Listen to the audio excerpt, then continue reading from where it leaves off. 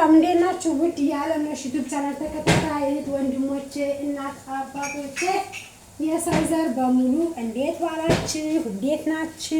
በያላችሁበት የእግዚአብሔር ሰላም ያድረሳችሁ። ቡና እያፈላሁ ነው። ቡና ወዳለሁ። እንዴት ናችሁ? ሰላም ናችሁ ወይ? ጾም የሚባል አመት ባሉ እንዴት አለፈ? እኔ ጋር እንደምታዩኝ ሸር ለበጥ ብዬ አምሮብኝ እንደምታውቁ የቃልዬ እናት አመት ባልና አሳልፌዋለሁ። በስደት አገር ቢሆንም በእርግጥ በስደት ሀገር አመት ባል ትንሽ ከበድ ይላል፣ ግን ደግሞ እግዚአብሔር ይመስገን በስነ ስርዓት አሳልፌዋለሁ እላለሁ። ለኔ ቆንጆ ነው። ምክንያቱም ዛሬ በስደት ሀገር አመት ባልን ባሳልፈው ነገ ደግሞ የዛሬ አመት ከልጄ ጋር አመት ባልን እንደማሳልፈው እርግጠኛ ነኝ። እና እንዴት ናችሁ? ሰላም ናችሁ? እኔ ጋር አለው እግዚአብሔር ይመስገን። እናንተስ እንዴት ናችሁ? ዛሬ ምን ልላችሁ ነው? በእርግጥ ዩቲዩብ ከሰራ ቆይቻለሁ፣ ሰርቼ አላውቅም። የዛሬ ሳምንት የስቅለት እንደሰራሁ ነው እና እስካሁን ድረስ አልሰራሁም። ዛሬ ግን በአዲስ መጥቼላችኋለሁ። የመጣሁበት ምንድነው ደግሞ እንግዲህ እንትኑ በሽታው የማይበርደው ነገሩ የማይበርደው የነውብዬ እና የነናሂ እንግዲህ ስቃያቸው የሚያርፍበት ቀን መቼ እንደሆነ ሁላችንም እናውቀዋለን። ሁላችንም እንግዲህ ያየነ ነው። እንደው ከነሱ የደረሰ እመቤቴ ከኛ አታድርስብን ብዬ ነው። ምክንያቱም የሰው ልጅ ፈተና ሲበዛ ትንሽ ከበድ ይላል። ፈተና በጣም ተደጋገመ፣ በጣም በዛባቸውና አሳዘኑ። ማርያም በጣም አሳዘኑ። አንደኛ ፈተና በዚህ ልክ ሲበዛ ይከብዳል። ውብዬ በጣም እየተፈተነች ነው። ውብዬ በጣም እየተሰቃየች ነው። ከመመረዝ እስከ መመረዝ ገብታ እንግዲህ አይታ እኔ ራሱ ቪዲዮውን በደንብ ስለመከታተለው ቪዲዮውን አይቼዋለሁ። ውብዬ ያው በናሂ ስለተናደደች ክላስ ውስጥ ገብታ ተኝታ ነበረ። ልጅቱ ገባች፣ መጣች። ምግብ እንደማትበላ ምናምን ስትሰማ ያቺ ሰራተኛቱ ጋር ሆነው ሰራተኛቱ አለች ቶፊክን ምግብ አትበላም ብለሽ ደውይ ተባለች። ደወለች። እንግዲህ መድኃኒቱን አብረው አስቀምጠውት ነው መሰል። ትናንትና እንግዲህ እኔ ራሱ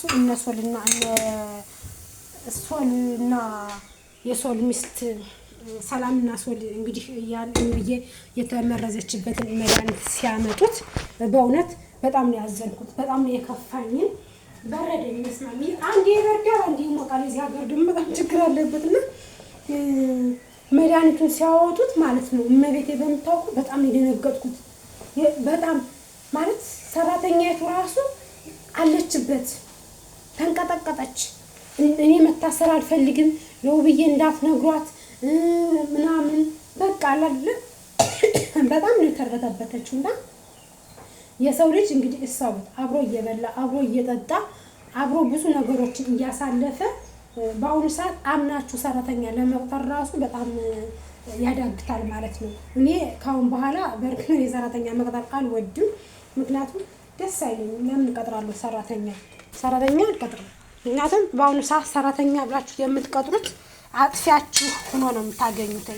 ለእናንተ በጣም የሚያጠፋችሁ ሆኖ ነው የምታገኙት ሰራተኛና አሁን ይቺ የውብዬ ሰራተኛ ስራ ቀጥያዋ ምንም ገና በ19 ዓመቷ እንግዲህ በፍቅር ለፍቅር ብላ የውብዬን ወንድም ለማጥመድ በጣም እኔ እርግጠኛ ነኝ ተልኮ እንዳላት እያሳየች ነው። ምክንያቱም በገንዘብ ተታላለች። አንደኛ የውብዬን ወንድም በፍቅር እንድታጠምደው እንትን ተብላለች። እሱን ኪራን አፍቅሬሃለሁ፣ ወድጄሃለሁ፣ ተረዳኝ ምናምን እኛ እናቴ በእሷ እድሜ እያለን በእሷ እድሜ በ19ዎቹ በ19 ዓመታችን በ20 ዓመታችን ስለ ፍቅር አይደለም አፍቅረን ወደን ለመጠየቅ ይቅርና ወንድ ልጅ ቀና ብለን ካየን እንገረፋለን። ትምህርት ቤት ስንል ከማን ጋር ቆማችሁ፣ ከማን ጋር ሳቃችሁ፣ ከማን ጋር ተጫወታችሁ ነው የምንባል።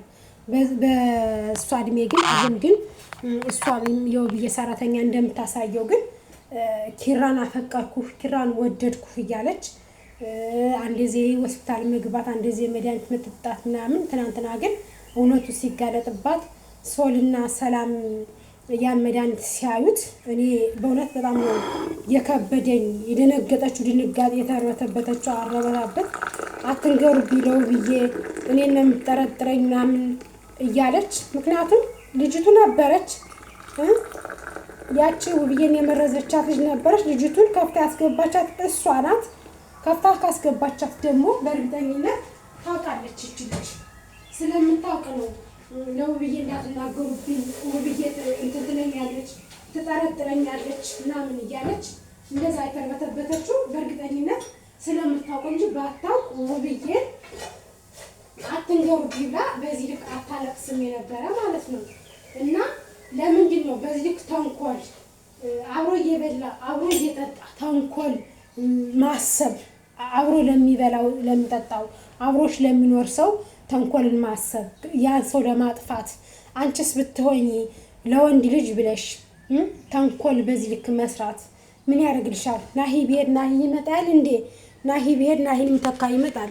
ምን ችግር አለው? ካልፈለገሽ ትዳሩን የማይመራበት ለትዳሩ ማለት ለትዳሩ የማይኖርበት ህይወቱን የማያስተካክልበት ልጆቹን የማያሳድግበት ምን ችግር አለው? ምን ያደርግልሻል? አልፈልግሽ ካለ አንድ ሰው አልፈልግሽም ነው። የሰውን ህይወት ለመበጥበጥ የሰውን ህይወት ለመበተን ሆን ብላችሁ ተነስታችሁ ኧረ በስላሴ ስም ነውር ነው። ሰው በገንዘብ በዚህ ልክ የውብዬን ህይወት ለማመሰቃቀል ብላችሁ እኔ እንጃ። ሴት ልጅ በሴት እንደዚህ ሲሆን እኔ አላቅም። ብቻ ግራ የሚገባ ነገር ነው። እንግዲህ አቤ የውብዬ ሰራተኛ ነጽነትሽ እግዚአብሔር ነጽነትሽን ራሱ ያውጣልሽ። እኛ አይመለከተንም። ግን አብረሽ እየበላሽ አብረሽ እየጠጣሽ ሁለት ይሄን አድርገሽ ከሆነ የብልግና ጥግሽን ያሳይሽ ማለት ይቻላል።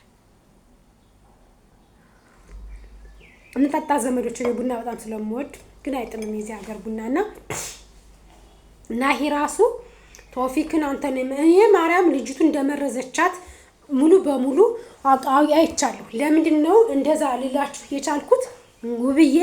ውብዬ ያው ልጅ እንዳለው ስሰማ ባለትዳር እንደነበረ ስሰማ ከሷ በፊት እንደሆነ ትዳራቸው ስሰማ